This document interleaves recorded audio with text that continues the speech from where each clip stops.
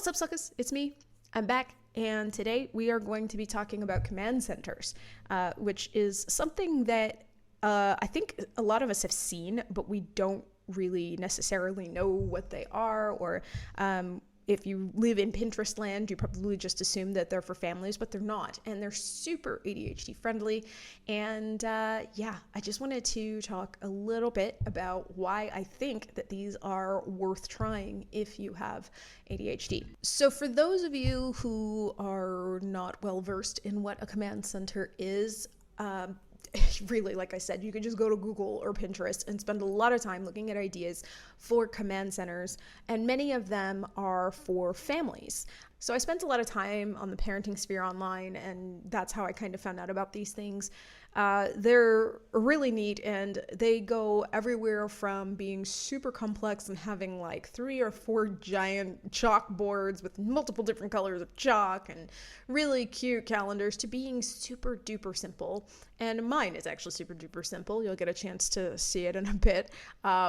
But the point of a command center, the reason why they exist, is to give you one central place where you can keep track of all of the things that might come your way.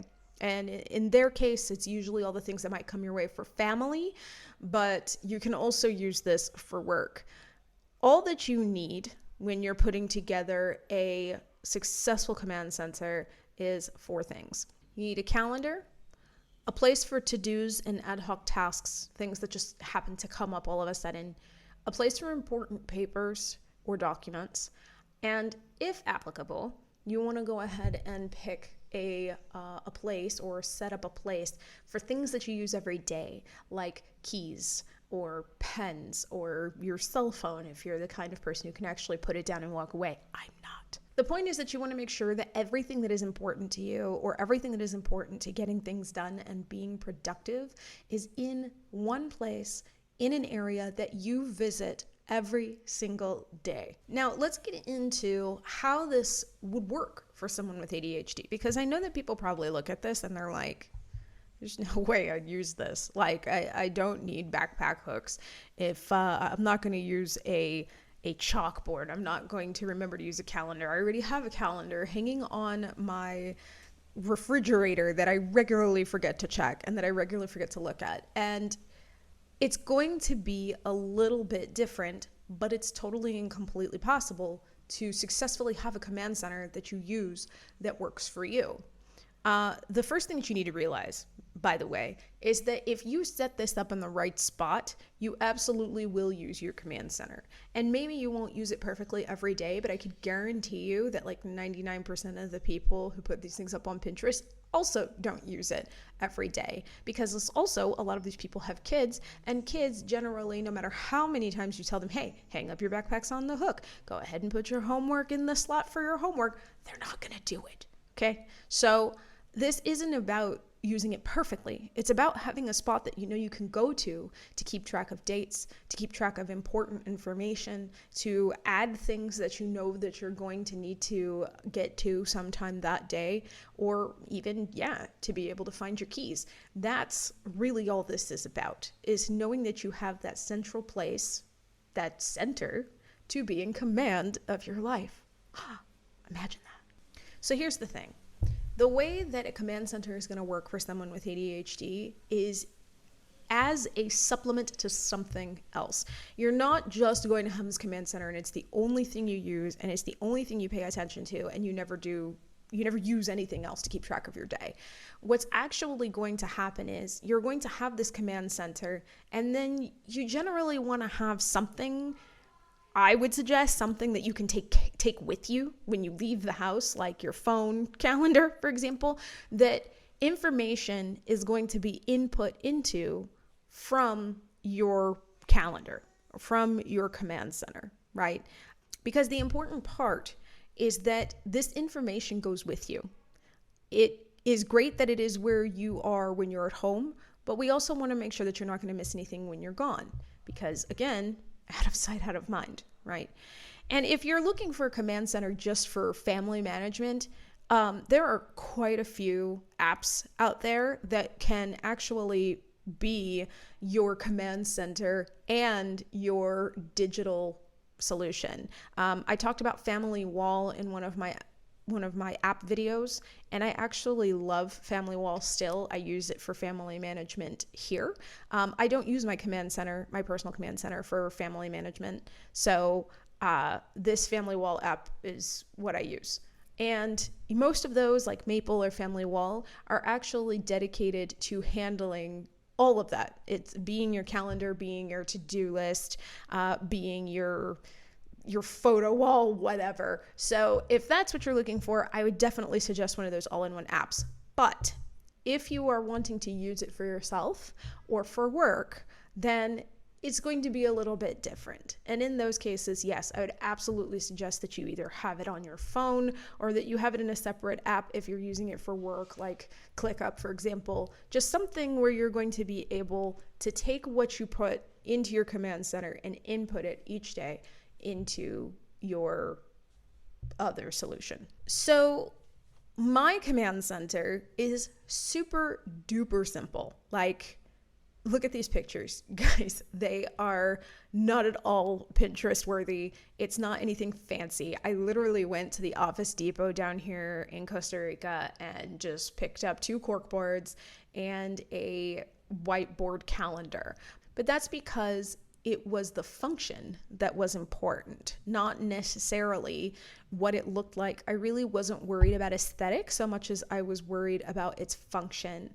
And it does everything that it's supposed to, or that a command center is supposed to, rather, for me, without me having to be fancy with it.